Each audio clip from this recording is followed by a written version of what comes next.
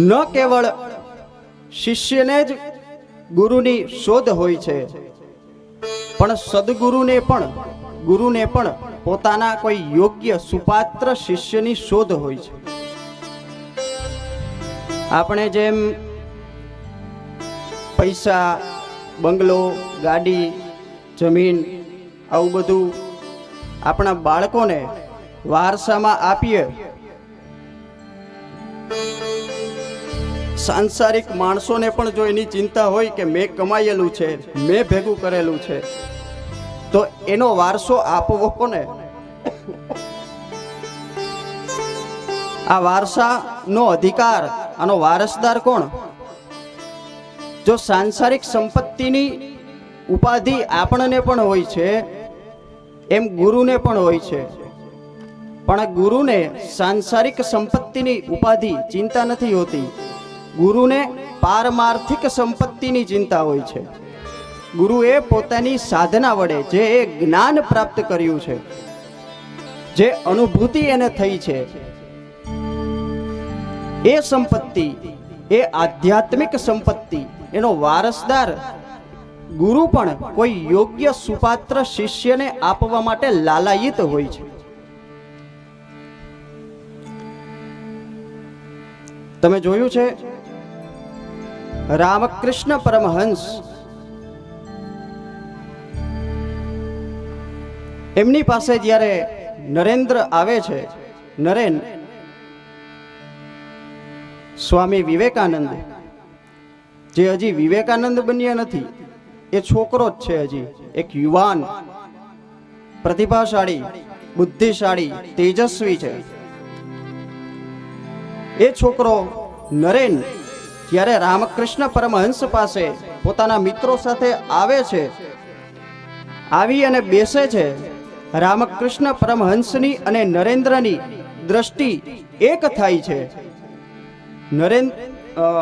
રામકૃષ્ણ પરમહંસની આંખમાંથી અશ્રુ વહે છે, આંસુ વહે છે, અને કહે છે, નરેન, તું અત્યાર સુધી ક્યાં હતો? મેં તારી કેટલી બધી રાહ જોઈ.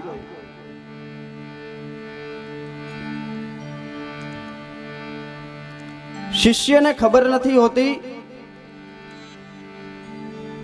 કે ગુરુ મારા માટે કોણ છે, પણ ગુરુને ખબર હોય છે કે મારા માટે કયો શિષ્ય સુપાત્ર છે, કયો યોગ્ય છે.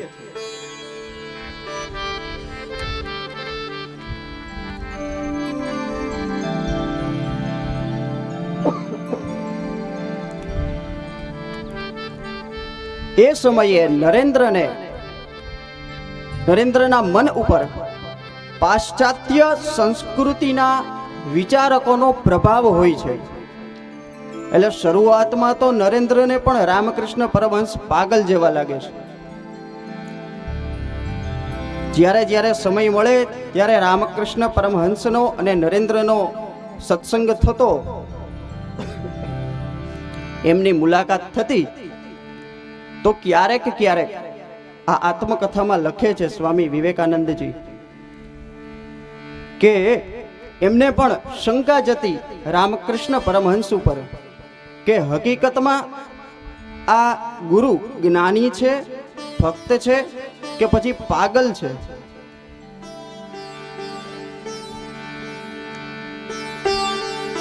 સંતોને સંસારની કંઈ પડી નથી હોતી. સંતોનું મન સદાય ભગવત ચિંતનમાં હોય છે. એટલે સાંસારિક દ્રષ્ટિએ આપણને સંતો, ઋષિઓ, મહાત્માઓ એ પાગલ જેવા લાગે. શ્રી સુખદેવજી પણ પોતાની મસ્તીમાં આત્મારામ સંત છે.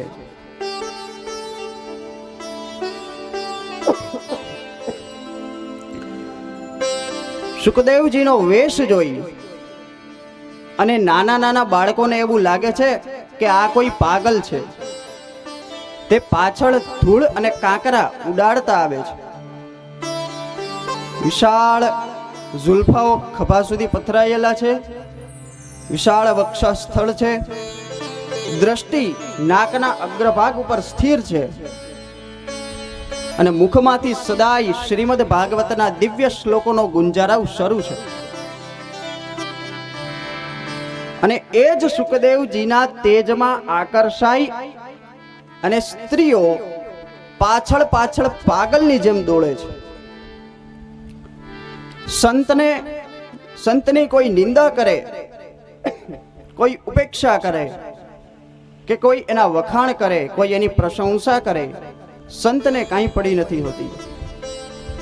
સંત આત્મારામ હોય છે. ગુરુ અને શિષ્યનું મિલન મોટા ભાગે સહસા એકાએક જ થાય છે. શિષ્ય નથી જાણતો કે આ મારા ગુરુ છે, પણ ક્યારેક ગુરુને ખબર હોય છે કે આ મારો શિષ્ય છે.